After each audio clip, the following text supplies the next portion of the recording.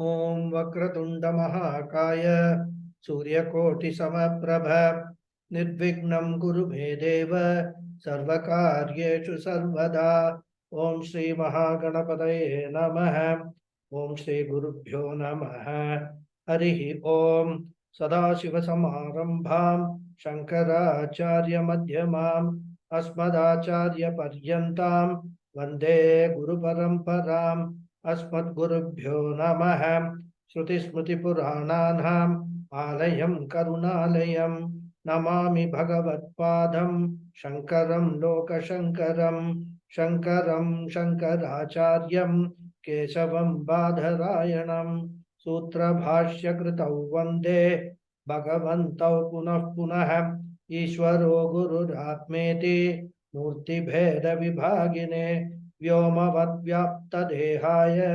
दक्षिणामूर्तये नमः। ओम श्री मेधा दक्षिणामूर्ति स्वामिने नमः। ओम सहना भवतु सहनौ भुनक्तु सह वीर्यं करवावहै तेजस्विनावधीतमस्तु मा विद्विषावहै। ओम शांति शांति शांति। हरि ओम श्री गुरुभ्यो नमः। हरि ओम। Namaste once again everyone. Namaste Guruji, pranam. Pranam. Namaste. Namaste. Namaste Guruji. Namaste.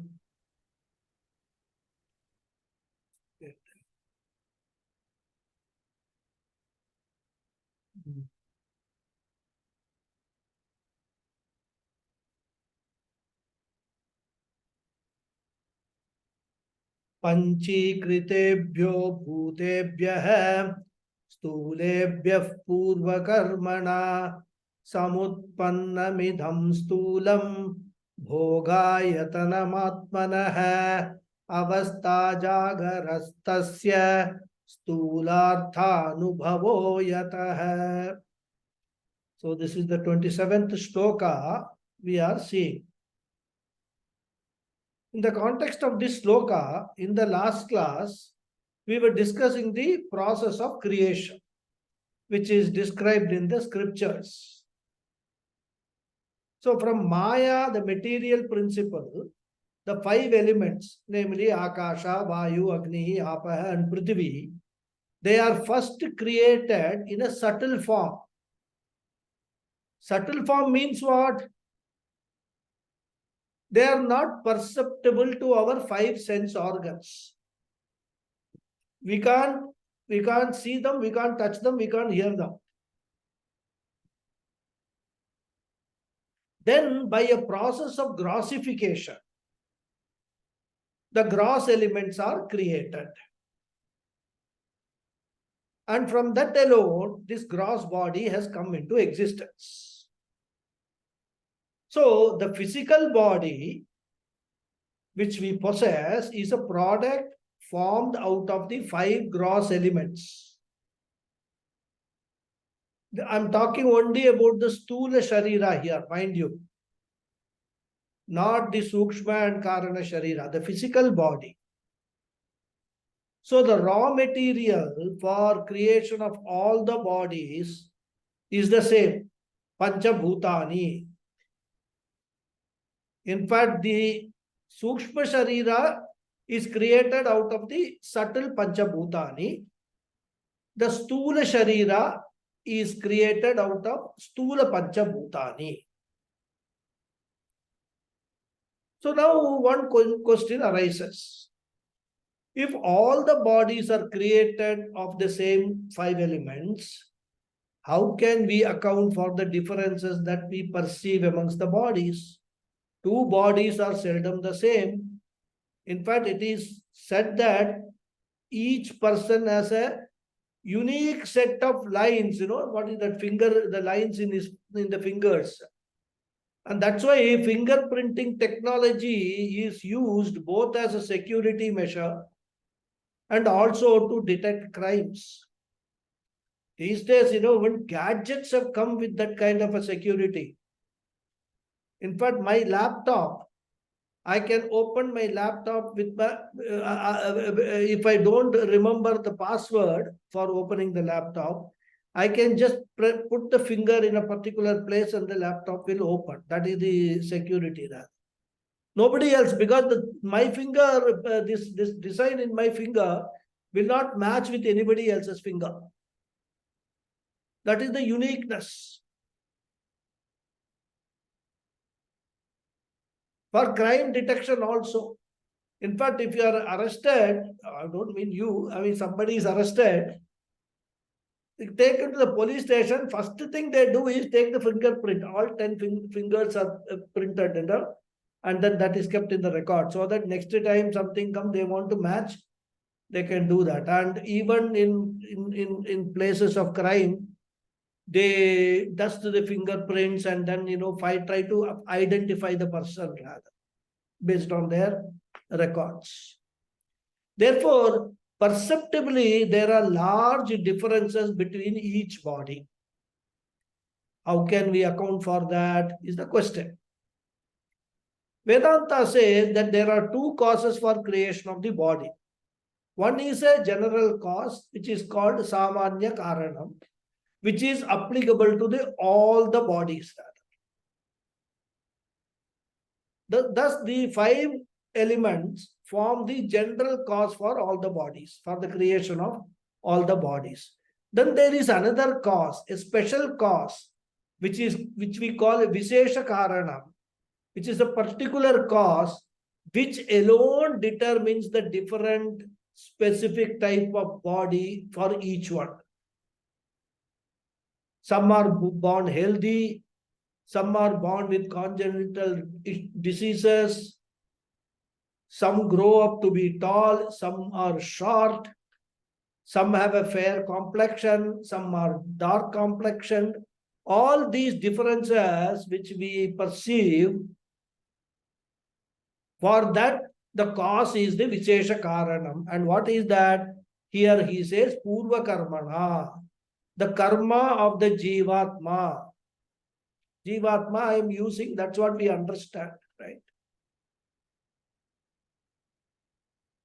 The karma that the Jivatma has done or earned in the previous Janma or Janmas using another body. Because you must remember, this body is just a costume. It can be put on and put off. I had different dresses or different costumes earlier. As a Jivatma, I was occupying different dresses. Now I am in this particular body. And in every Janma, as a human being, in my previous human births, I have earned lot of punya and papa. Those punya and papa are responsible for the type of body that I have got. That account for the differences in the different bodies. And that is the Vishesha Karanam, the special cause for the differences in the bodies.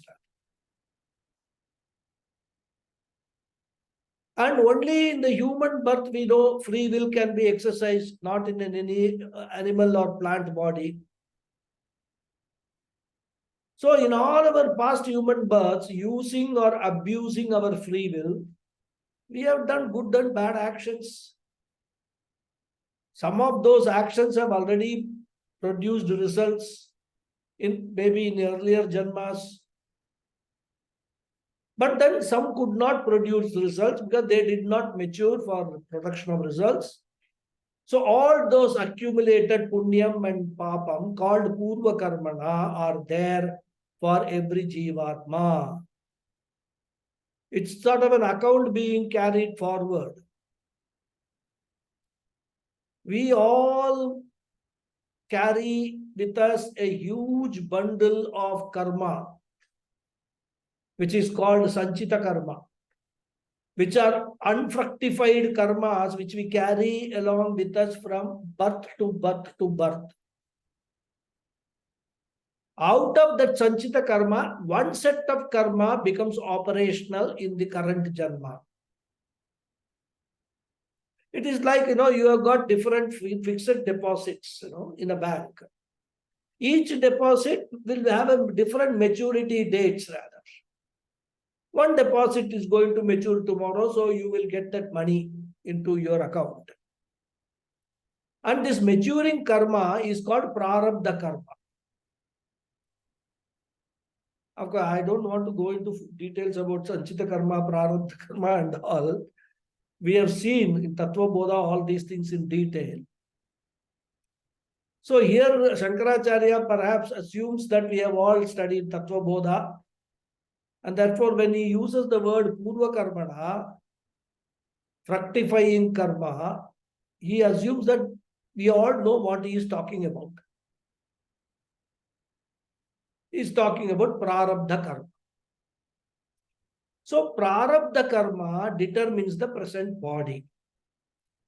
If my Prarabdham is good, I will be born with a good, healthy body with long life, etc., fair complexioned, good build.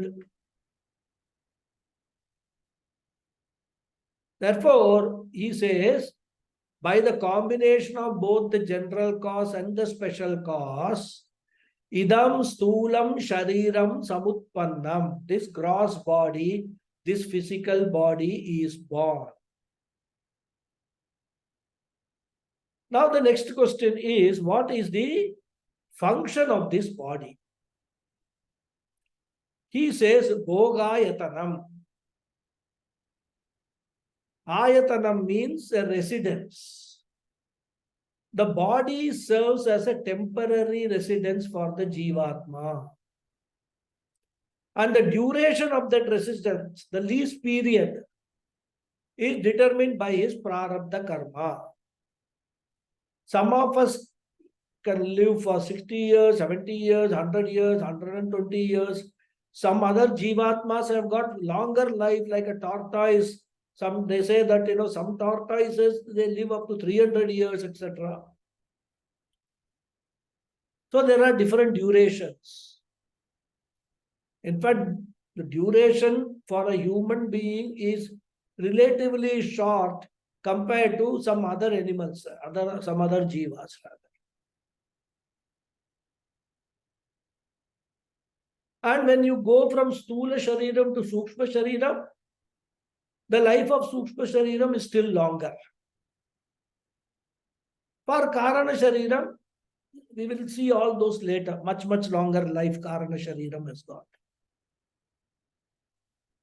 So, only among the three Sharira Trayam, only the physical body has got the shortest lifespan of the three bodies, Stula, Sukshma and Karana.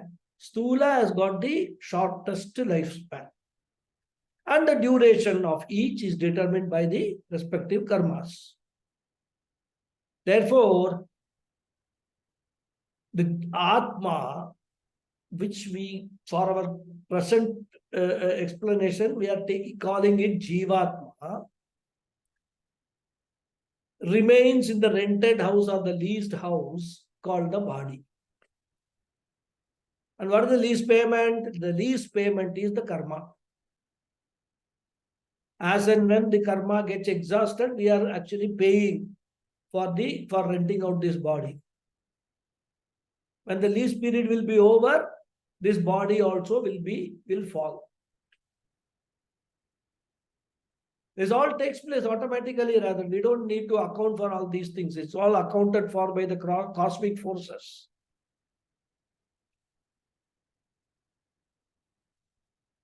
And remaining in the body, using the body as its residence, what does the jiva do? The jiva contacts the external universe. We must understand only if the body residence is available, we can contact the world. If the physical body drops off, even if we have the other two bodies which are invisible, Sukshma and Karana Sharira, they are finer bodies. We cannot contact the external world as we have seen in the fifth feature of the Atma when we saw what is Atma, definition of Atma. So the contacting instruments or medium is called the body. Therefore, Shankaracharya says, Bhogayatanam. As I already told you, Ayatana means residence, tenement, abode, etc. Abode for what? Abode for Bhoga. Bhoga means experiencing pleasures and pains by contacting the external world.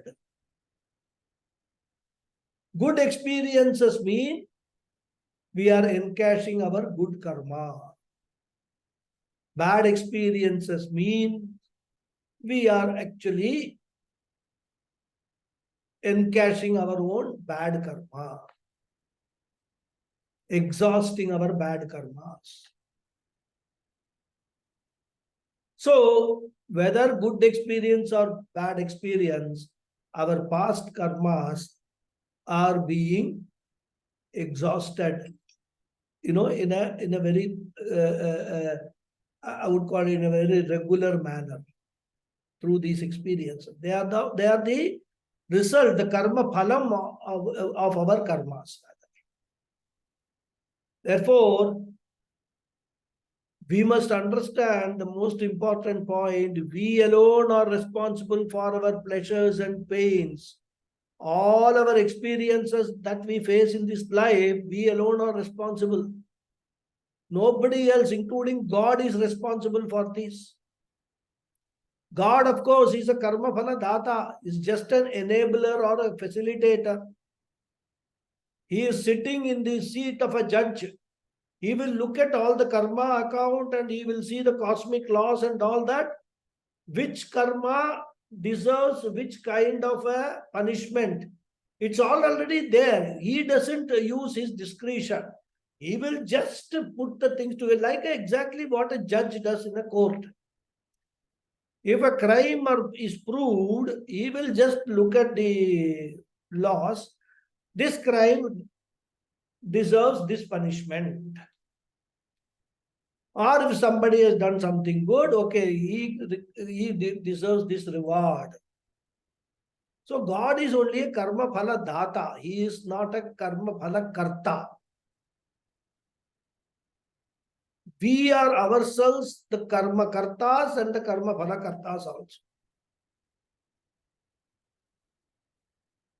This we must understand very carefully rather.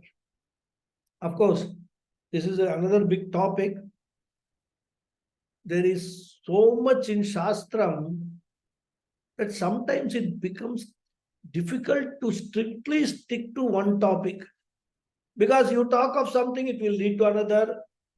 And then you go on and on and on. And it's a danger of getting lost also. So much interconnection is there. So now coming back to the sloka, Bhoga Ayatanam, the body is an abode, staying in which the Jivatma contacts the world and experiences pleasures and pains. And he says Atman. Here, of course, we have to take Atman means Jivatmanaha. Atmanaha, he says, Jivatmanaha. That is the version of Atma that we know, we are familiar with.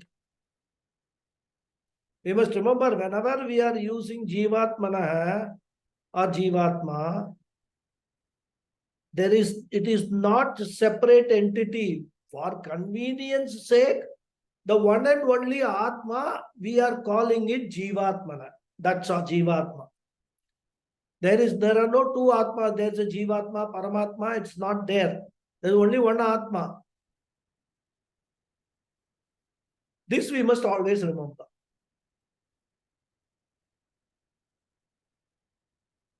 Then the third line of the sloka, what it says,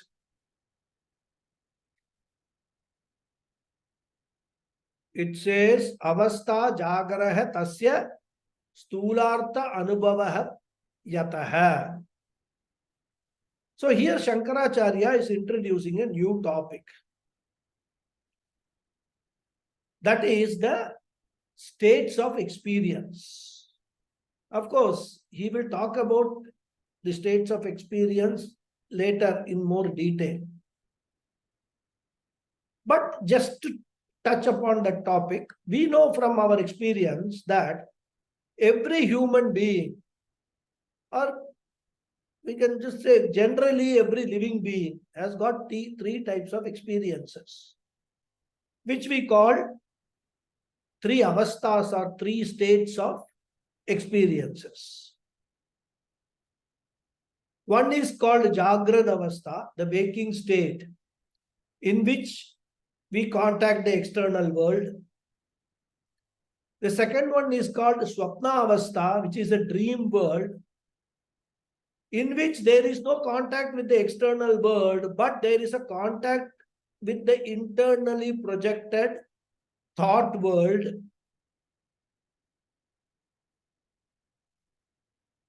So one is a Bhautika Prapancha, physical world. Another is Manasa Prapancha, the thought world. And the third, of course, is Sushupti Avastha, deep sleep state, where there is neither contact with the external world nor contact with the internal thought world. Totally, absolutely no contact. The whole body, mind, sense complex is at rest. So in the waking state, I contact the physical world through physical body. In dream state, I don't employ the physical body. I contact the internal projected world, and therefore the unique contribution of the physical body is that with the physical body alone, waking state is possible. Mind, of course, is common. Mind is the samanya karanam for both waking state and the dream state. Mind is required for both. Because without the mind, the physical body also would not have the limbs and the physical parts will not have any capability to interact with the world.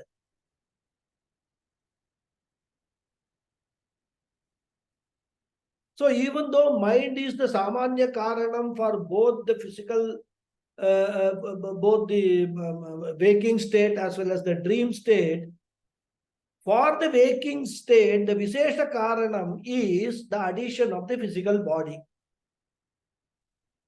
Therefore, physical body being a specific cause for waking state is a special state associated with the gross body. Therefore, he says, Tasya Jagraha Avastha, Tasya Jagaraha Avastha. Tasya Avastha means Stula Sharirasya Vishesha Avastha, specific state which is uniquely associated to the gross body, is Jagraha Avastha or Jagrad Avastha also it is said, waking state, in which Jivatma contacts the physical universe through the medium of the physical body. And what is the uniqueness of the waking state? He says, Yataha, because of which Jagraha Avastha or Jagrad Avastha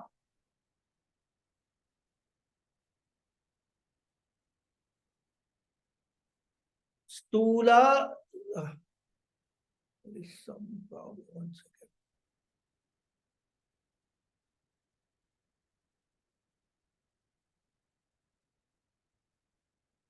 Stulartha anubhavaha bhavati. We can add bhavati. Stulartha anubhavaha. So artha means padartha, object. Stula means gross, bhautika material. So stulartha means the gross material objects of the world. Anubhavaha, there is an experience of those objects. Because in dream, the gross objects are never experienced or contacted, isn't it? In dream, every object is nothing but our own thoughts. A dream elephant is nothing but a thought during dream state. Even though at the time of the dream, we may feel that this is all real, we will not know that it's actually a dream elephant. But on waking up, we know that every object in the dream is just a thought in the mind. And that's why the dream world is called Manasa Prapancha, or it is also called someplace a Vasanamaya Prapancha. Whereas this world in the waking state is called Stula Prapancha or Bhautika Prapancha. Prapancha, of course, you all know means universe. Therefore, yataha, because of this Jagrad Avastha, there is an experience of the waker's world. This is the gross body, the tangible, visible, outermost body. And this, as I said, has got the shortest life among the 3 layers of the body, or we can call the 3 types of bodies, Sharira Trayam. In fact, in the original text, Shankaracharya writes very elaborately on this topic. But here we have a constraint. Swami Paramarthananda has selected certain verses, and for this Stula Shariram topic, he has selected only 1 verse. So we are restricting ourselves to that. But then what we have done is we have brought in some of the ideas which are conveyed in the other verses also on this topic while discussing this Stula Shariram. Now we will enter the second layer of the body, or the second body. You can call it either way. Okay. We will read verse number 28.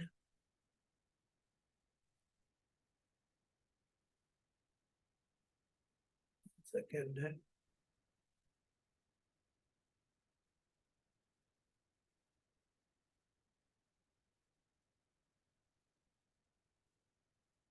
Vagadi pancha, Shravanaadi pancha, Pranadi pancha, Brahmukhani pancha, Buddhyadi vidyadapi chakama karmani, Uryashtakam sukshma shariramahu. This is the 96th sloka in the original text. Right? This is, for us, it is 28th sloka. And what was the 22nd number of the 27th sloka? Anybody remembers? In the original text? 90th sloka. 90th shloka. So 7 slokas we have skipped. All the 7 slokas talked about Stula Shariram only. Anyhow, this is just for your statistics. How Swami Paramarthananda ji has, selected these verses so that the whole Vivekachudamani is covered, but at the same time, we stick to 108 verses as decided by Pujya Swamiji. So the Anvaya of this sloka is Puryashtakam Vagadi Pancha, Shravanadi Pancha, Pranadi Pancha, Abhramukhani Buddhyadi Avidya Apicha, Kama Karmani, Sukshma Shariram Ahuhu.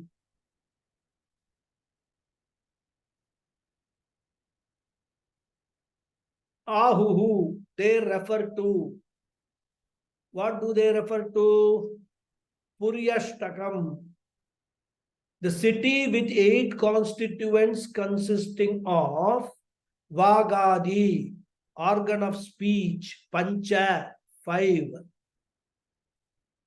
Shravanadi, organ of hearing, 5. Pranadi, prana, etc., Pancha, 5. Abhramukhani, beginning with space, etc., Buddhyadi, intellect, etc., that is intellect, mind, ego, memory, Buddhyadi covers all mana, buddhi, chitta, ahankara, all 4. Then avidyadi, ignorance, api also, cha and kama karmani, desire and action, sukshma shariram as the subtle body, as I said, ahuhu, they refer to. So here it makes a very beautiful comparison. So the plain meaning of this sloka is they refer to this, they means all, wise people, people who are in the who has the knowledge of Veda, Vedanta, etc. They refer to this city with 8 localities as the subtle body. What are those 8 localities? The 5 organs of action, such as organ of speech, the 5 sense organs of perception, such as organ of hearing, the 5 pranas, the 5 subtle elements beginning with space, intellect, etc., intellect's mind, ego, memory, ignorance, desire, and action, kama karmani. So these are the 8 cities which the Sukshma Shariram consists of. It's a very nice way of putting it, So we are now entering the second layer of the body called Sukshma Shariram, which is the subtle body, finer than the gross body. And therefore what? Therefore it is intangible, invisible. And Sukshma Shariram is talked about in 3 verses, 28, 29 and 30. And the Sukshma Shariram is considered to be the toolkit which contains several instruments that the Jivatma employs to contact the world through the physical body.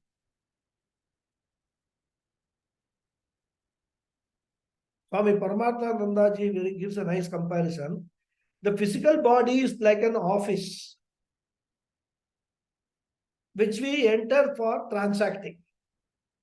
And in the office, we have got several instruments. We have got phones, computers, internet, typewriter, fax machine, so many things. So many things are there in the office. So they are like that. Sukshma Shariram is all these things, without which the office cannot function. So physical body is like the office building, physical structure. Subtle body is like the several gadgets, instruments, etc., which we use to contact the world, to transact with the world. In Tattva Bodha, the subtle body was defined in a very simple manner by saying that it consists of 17 instruments or tools. Those who have studied Tattva Bodha will recall this portion. Pancha Jnanendriyani, Pancha Karmendriyani, Pancha Pranadaya, Manaschaikam, Buddhiyaika, Evam Saptak Dasha Kalabihi, Sahat Yattishtati, Tat Sukshma Shariram. See, this is the beauty of Tattva Bodha. What Adi Shankara has told as a definition of Sukshma Shariram by using all this imagery of 8 cities and things like that and all, Tattva Bodha puts it in a very, very simple Sanskrit sentence. One sentence. What is Sukshma Shariram? That's it. That's the beauty of Tattva Bodha. And that is why we always insist, or at least Puja Swamiji onwards, insisted that Tattva Bodha should be the first text any Vedanta student should study. It reveals the entire Vedanta in a very simple language, in a very simple, with a simple explanation. So there, 17 instruments, Saptadasha Kalabihi, it said, right? They were mentioned. Here in Vivekachudamani, Shankaracharya presents it in a different pattern. So all the instruments and components are parts of the Sukshma Shariram. He classifies into 8 groups. And each one of them he calls a Puri. Puri literally means a city. And city can be understood as a fort or a fortress, etc. So the Sukshma Shariram is compared to a powerful stronghold or a fortress within which Jivatma, the master, is seated like a pilot sits in front of the aircraft control panel and operates the various instruments. So Jivatma is the master and Sukshma Shariram is the fortress which he operates, with which he protects himself also. For example, when karma is negative, he can use certain tools of Sukshma Shariram and do some noble actions and generate punyam in order to compensate to some extent for the bad karmas, negative karmas. So by generating punyam, he can neutralize the negative karmas to some extent. So Sukshma Shariram is thus like a fort which helps the Jivatma. Therefore, it is called a Puri or a Puram. And since there are eight groups are there, it is called Puryashtagam. Now, what are the 8 Puris? Puris, not Puri. Don't confuse it with the Puri that we all enjoy. It is Puri. Rasvapu. So what are the 8? Vagadi Pancha, Shravanadi Pancha, Pranadi Pancha, Abhramukani Pancha, Buddhyadi, Avidya Api, Kama, Kama Karmani, iti Puryashtakam. So Bhagadi Pancha, Sharanadi Pancha, Pranadi Pancha, Abhramukani Pancha, Buddhyadi, Avidya Api, Kama Karmani, Kama and Karmani. 8. Kama Karmani. Separate. They are Puryashtakam. 8 cities. Vagadi Pancha. Vagadi means the 5-fold instruments of action. Mind you, this is not the physical body parts, but the faculty which are driving these physical body parts. When we talk, it is the tongue and the mouth from where the talking takes place. But it is not the tongue and mouth. They are only the external instruments for the purpose of talking. What is driving the tongue and the mouth is the faculty of speech. Vagadi, vag. Faculty of speech, which is a part of the Sukshma Sharira. As I told in the last class, these physical features, physical body parts are called Golakam. So the eyes is called Golakam, which is a part of the Stula Sharira, whereas the faculty of sight, which enables this Golakam to see, belongs to Sukshma Sharira. We must understand this difference very carefully. So Vagadi Pancha, 5-fold instruments of action. Action means what? Action means our response, our output to the universe, to the external world. Instruments of output. What are they? He says Vag Adi. It doesn't list out the whole thing, but we know what he is talking about from Tattva Bodha, isn't it? Karmendriya, he said there. Speech, Vagadi means speech, etc. So it's an output rather. So he just says Adi, etc. Right? And as I said, Tattva Bodha, that's why I keep saying it's a fantastic primary text. In fact, the story of Tattva Bodha is, it was not taught to Vedantic students at all. No, people did not even know existence of such a text. It was Pujya Swamiji who discovered this text in Rishikesh. Somewhere he got hold of this manuscript in Rishikesh. So it is his Tattva Bodha, though not written by him, but it is the discovery of Pujya Swamiji. And when he went through that, he felt that there can be no other text which will be better than this text for initiating a student into Vedanta. There are beautiful texts. For example, Vivekachudamani, also a beautiful text. But Vivekachudamani is very elaborate. Tattva Bodha is very concise and covers every topic. So, if at all we are all studying Vedanta today, and of course, I also started with Tattva Bodha only. Thanks to Pujya Swamiji's discovery that we have got such a...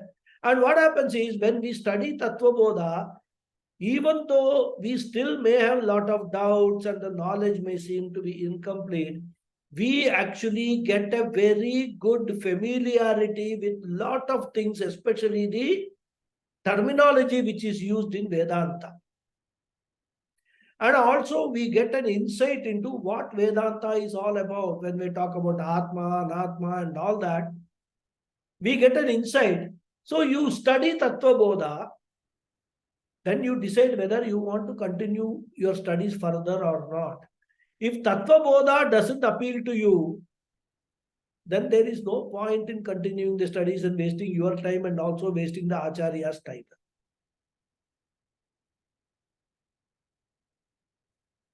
That's why Tattva Bodha is written in such a lucid manner, in prose style.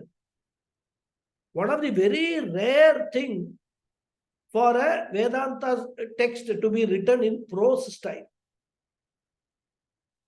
And using simple Sanskrit, that it is very easy for a beginner to comprehend.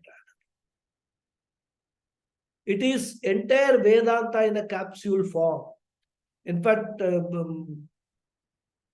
Swamiji used to say that you don't need to do all Mananam, Shravanam, Nitidhyasanam and all. If you study Tattva Bodha, you can get Jnanam out of Tattva Bodha.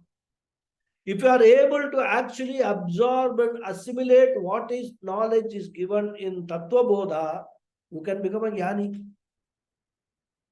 But of course, we are not that, I would say, accomplished people. So we have to study Upanishad, Bhagavad Gita, more texts like Tattva Bodha, like Vivekachudamani. So many texts are there. So we have to study all those texts in order to finally get convinced that what Vedanta talks is sense. It talks reality. And therefore, it is advised that every student should start with Tattva Bodha. So coming back to the shloka. 5 sense organs, 5 organs of action, karmendriyani, they are mentioned. What are they? Vak, Pani, Pada, Payuhu, Upastha. Vak is the organ of speech. Pani, the hands, organ of transaction. Can hold things with hand, isn't it? Shake hands. Pada, legs, the organ of movement. Payuhu, the organ of excretion, cleansing, waste management or waste removal from the body. Then Upastha. Upastha has got 2 functions. Upastha is that which removes liquid waste in the manner of urine from the body. It also functions as a reproductive or generative organ. So these are the 5 karmendriyani. As I said, always remember, They don't refer to the hands and legs, etc., which are part of the physical gross body, the hardware part. They belong to the software portion, the subtle body. Therefore, when we say Indriyani, we refer to the subtle Karmendriyani. We will not refer to the physical parts as Indriya. They will call them Golaka.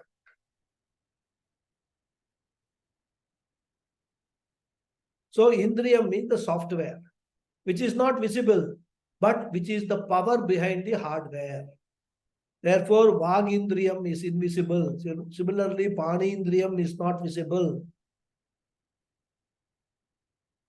So, these are intangible, invisible parts.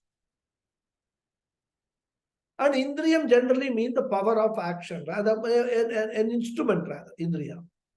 And Vagindriyam are all this in the context of Karmendriyani, it's a power of action. So here we are referring to Pancha Karmendriyani. What are they? Shravanadi Pancha. No, sorry, Vagadi Pancha. This is the Karmendriyani we are referring to. We have seen that. Then we go to Shravanadi Pancha. Shravanam Adi. So this Shravanadi Pancha refers to Jnanendriyani. The 5 instruments of knowledge are 5 instruments through which we receive inputs from the world. Shrotram, Tvak, Chakshuhu, Rasana, Grahana. 5. Which receive messages or stimuli from the external world. So Shravanam is the organ of hearing faculty. Again, this ear we see is Golakam, but the power behind the ear is Shravana. That is Shrotra.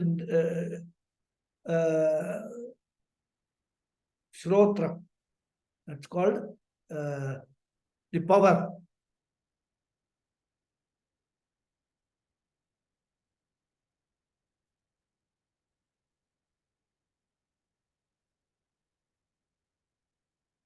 Shravana, yeah, or Shravana.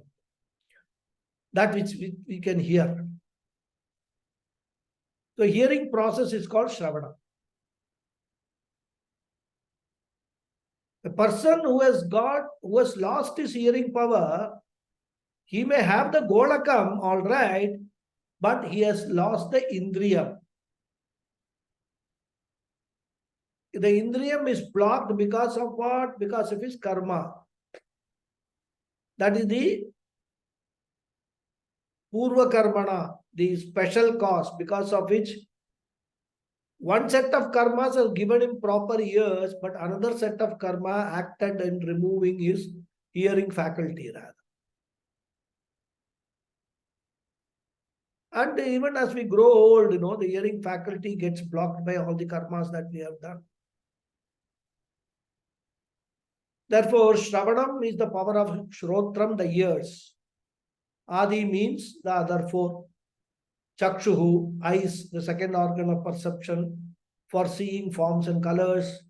Granam, nose, the instrument of knowing the smell. Rasana, the tongue, the instrument of knowing tastes. Tvak, skin, the instrument of knowing or sensing touch. All other organs, the eyes, ears, nose and tongue are all located in one area. But the skin is the only Jnanendriyam which pervades the entire body so that the body can be protected. Imagine if the skin is also only in the face, we'll have a problem, isn't it? Somebody may beat us from backside and we will not know that we are being beaten. Or there may be a fire. We will not feel the fire. Therefore, Bhagavan has ingeniously designed and located the skin all over. Biggest organ in the body is the skin. But the skin does not pervade two portions of the body, the nail and the hair. And that is why we can happily cut both of them.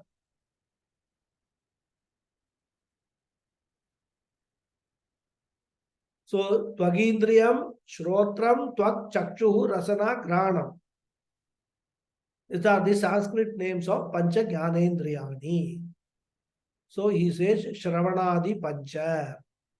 Then Pranadi Pancha. The fivefold Prana Shakti. Prana, Apana, Vyana, Udana, Samana. When we are breathing, the breathing is tangible. Therefore, breathing is Indriya Gochara. But the air that we breathe has got Prana Shakti. That Shakti is not visible. And the Prana Shakti is there in the body. In fact, the problem is that many times all these things we cannot, directly or exactly translate also. What is Prana Shakti? How will you translate it? Some people say vital hair. Vital hair, more difficult than even saying prana. Or we can say life force. But normally, Pujya Swamiji also likes to stick to the word prana. So, Prana Shakti in our body carries out the fivefold physiological functions. And because of those functions only, the body is surviving. And the body, life is sustained in the body rather. What are they? Here also Shankaracharya refers to only one pranadi, prana, etc. So, as I said, prana, apana, vyana, udana, samana. Prana corresponds to the respiratory system. Apana to the excretory system. I'm just giving a general meaning and not finer details. Even the sweat and all we have is all apana rather, excretory system. Excretes the what's that called, manam from the body through various means. It is the apana vayu or apana prana which does that. Toxins. Toxins, correct. I was looking for that word. I was not getting it. Thank you. Then Vyana is the circulatory system. Circulatory system is very important because all the nutrients are after digestion are absorbed by the blood, and the blood takes that through the circulatory system to all parts of the body. Very important. Then Samana is the digestive system. It not only digests, it separates the various nutrients and distributes, as I said, to the various parts of the body through the circulatory system. See how they are all interconnected. These are the four essential physiological functions. Then there is one more, Udana Prana. The primary role of Udana is supposed to be taking the Sukshma Shariram away from the body at the time of death. Because we know generally that at the time of death, what happens? We say Sukshma Shariram travels, Karana Shariram travels, and Atma is the one which enables this travel. But for pushing the Sukshma Shariram and Karana Shariram out of this physical body, you require a force. That force is this Udana Prana.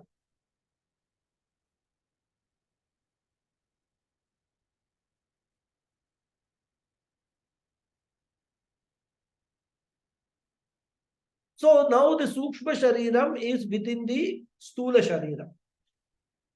As they say in English, keeping the body and mind, soul together. Body and soul together. Soul, of course, here we are referring to Sukshma Shariram. I don't know what other people who use the word, sometimes they say soul is Atma and all that. But here we are referring to the soul as the Sukshma Shariram. So the moment Prarabdha karma is exhausted, the Sukshma Shariram has to leave the Sthula Shariram, the physical body, and take up another physical body according to the next bunch of fructifying karmas. Next body may be a human body, a plant body, an animal body, even a Devata body, a celestial body. Yatha karma, yatha shrutam.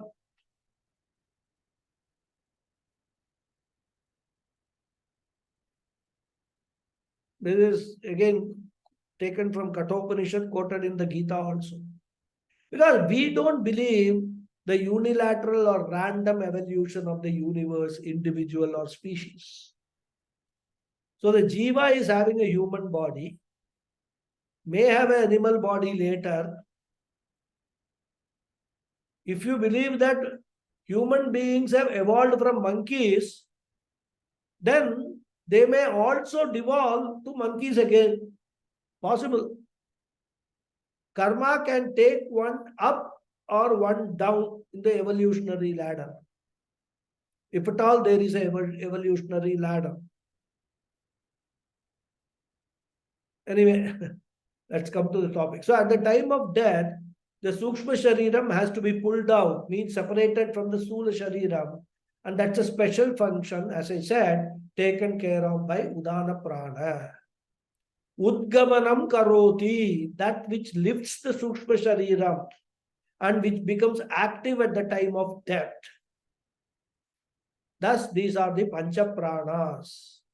So each set, we must remember, is one group, one puri. Karmendriyani Panchakam, one puri. Yanendriyani Panchakam, one puri. Pranadi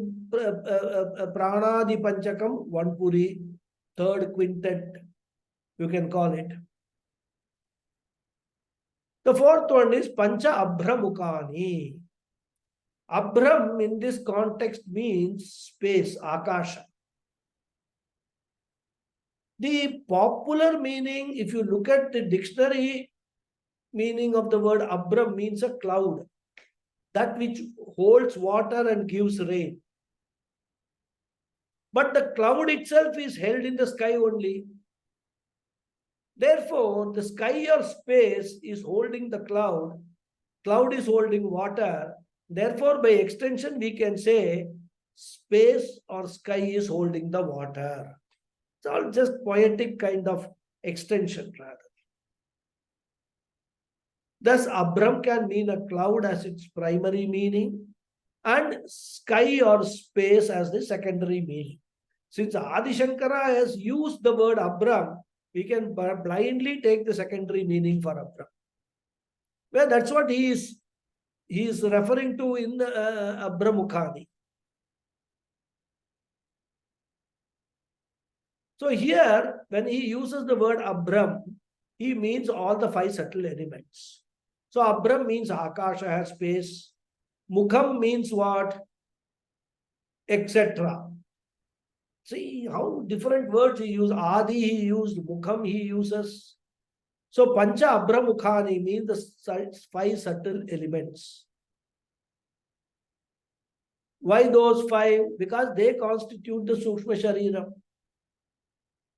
They also act as the raw material for Sukshma Shariram. We have already seen that the five elements, the gross elements are responsible for the creation of the Sthula Shariram. The five subtle elements from which the gross elements have evolved are responsible for the constitution of the Sukshma Shariram. But being subtle, those five elements in the Sukshma Shariram are not visible. Gross elements are visible. Therefore, gross body is also visible and experienceable. But subtle elements are not visible. And the subtle body, which is the product of the subtle elements, is also invisible. Like Jnanendriyani, Karmendriyani, etc. We don't see. That's why even though we can see a ear of a person, we don't know whether he can hear or not. Therefore, the next fivefold puri is the five subtle elements. Pancha Sukshma Bhutani. They are themselves taken as a part of Sukshma Shariram, because the raw materials for the invisible Sukshma Shariram. So we have covered 4 puris now out of 8. What are they? Pancha Karmendriyani, Pancha Jnanendriyani, Pancha Pranadi, and Abbramukhani. 4. The remaining 4 we will see in the next class. Okay. I will stop here.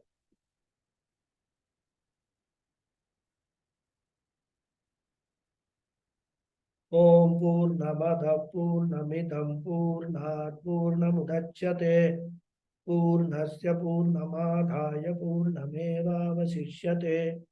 Om Shanti Shanti Shanti. Harihi Om Shri Gurubhyo Namaha. Harihi Om. Dhanyavada to everybody. Thank you very much. Dhanyawada Acharya. Thank you, Guruji. Thank you. Thank you, Guruji. ಧನ್ಯವಾದ ಮಹೋದಯ ಹರಿ ಓಂ ಧನ್ಯವಾದ ಗುರುಜಿ. Thank you very much, Guruji. Namaskaram, Guruji. Thank you very much. Namaskaram, Guruji. Namaskaram. ಧನ್ಯವಾದ ಗುರುಜಿ. ಹರಿ ಓಂ. Dhanyavada Hari Om. Thank you.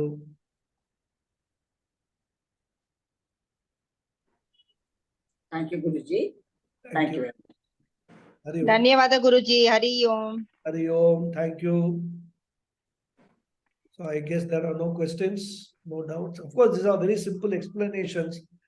At this stage, doubts are could be rare. But if somebody has not understood anything which has been explained today, can ask them. I can explain.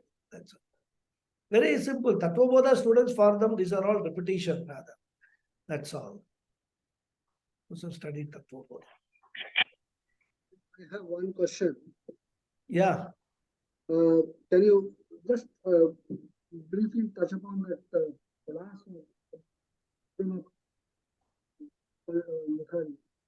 you mentioned only about Akasha. I can't hear you. Your voice is breaking. So I said you touched upon Abbramukhani and only mentioned Akasha, not the other 4 elements. What are the other 4 elements in that? Akasha, Vayu, Agnihi, Apah, Prithvi. Okay. The Pancha. Panchabhutani, but in subtle form, not the gross form. So it's the Panchabhutani in subtle form. Panchabhutani in subtle form. Okay. Okay. They are the ones. Thank you. Thank you. Okay. Right. Hari Om. Okay, I will close the session then. In that case, Yeah. we'll meet next week. Hari Om. Thank you very much all. Hari Om. Hari Om. ಹರಿ ಓಂ ಮಹೋದಯ ನಮಸ್ತೆ Hari Om, Guruji. Hari Om.